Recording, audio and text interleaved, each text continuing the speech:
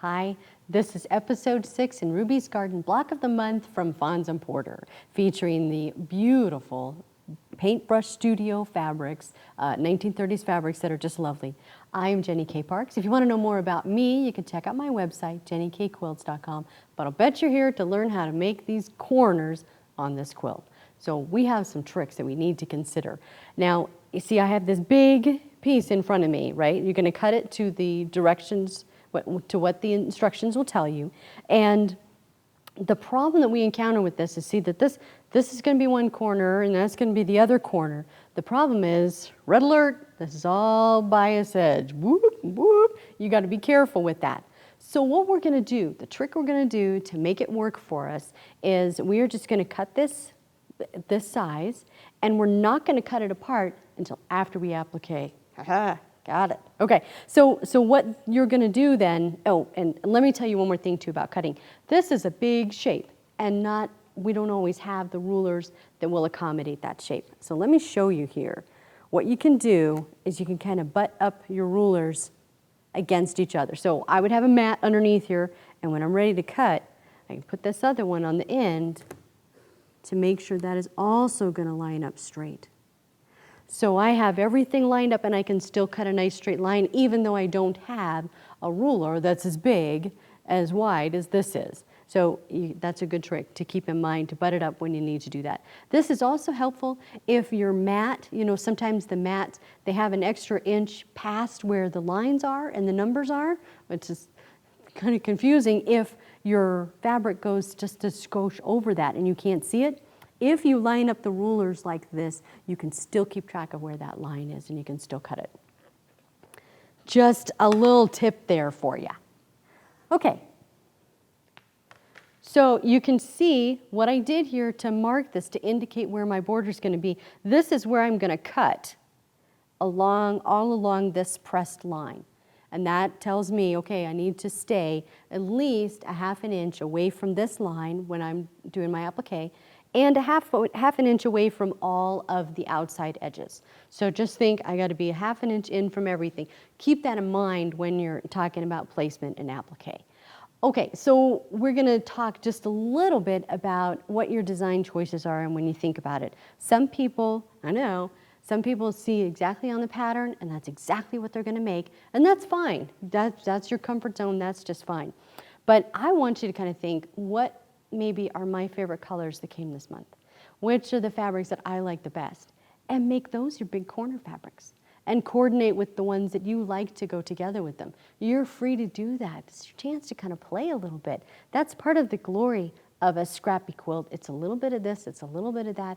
It's what pops and grabs your eye, and you just kind of enjoy it. And that's really the important thing, right? You're going to be the one who has to live with this. You're going to be the one that likes it. So I want you to find out more about what you like, about what you enjoy. So here, I put this one down here, and I've kind of centered it, just kind of visually do that. Oh, hang on, let me fold this in half so we have a little less real estate that I have to hassle with. So you have a better idea of how the finished one is going to look. If you need a review on how to do the applique that we've been doing, you can go back to video number 2. If you're doing folded flowers, you want to do the folded flowers again, or you want to try it the first time, you can go back to video 4 for a refresher on that part. So if we're looking here, oh yeah, and if you're doing the folded flowers, which are wonderful by the way, if you're doing the folded flowers, you can place them, but you can't tack them down. You can kind of pin them, maybe snap a picture or something to get your placement right, but you're going to have to take them off until your quilting is done and then hand tack them down. It's well worth the effort, but it's just an extra step you're going to have to take. Okay, so if we're thinking here, we kind of do the stems. I'm going to start over here on this side. We do our stems, and you want to be sure, again, start about a half an inch. Make sure your least, you got some wiggle room there. You're starting there, and we might put the purple flower. I need to move even further back, don't I? So I have plenty of room. I put the purple flower there.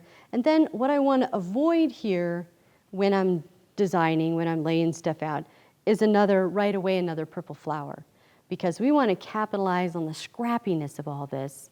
I could put this one down, but you know what? That one matches the center one exactly, So I might want to switch and do something else. So say I want to put that one down, and then I'll do another strip here, buy a stem strip, and think, oh, maybe I want a blue one. Haha, like that blue one. And then as I go into the corner, and again, you can use the placement guides that you've gotten in the instructions, kind of the visual that you have there, to see where everything's going to go. But you can see, again, I'm leaving plenty of room. We can kind of make those stems curve a little bit more even once you applique them on. But I'm leaving myself plenty of room around the sides so that I don't catch anything in the applique, because that would be bad. You wouldn't want to have to do that. And then of course, you go add your flowers, and then you can just applique, add your flowers. Those are leaves. You can add your leaves and applique them into place, and kind of just do the whole thing. But then you'll fuse this all down, right, once you got your placement, and then you'll sew it all down. And I know it's a big piece to work with, but I wouldn't even cut this apart here until you're ready to attach it to the string border. I wouldn't even do it. I'd just leave it, and you put up with all right, I got a big piece I got to hassle with, but I wouldn't cut that, because the chances of it stretching out of all possible shape are very high. So you want to avoid that issue altogether. And that's it for this lesson. Covered some pretty basics and kind of a review. It's good to get a refresher. That's kind of how you put that all together. In the next one, episode 7, we are going to cover bias binding. So it's pretty cool. I've got a really good trick for you to be able to do that. And I'll see you guys next time.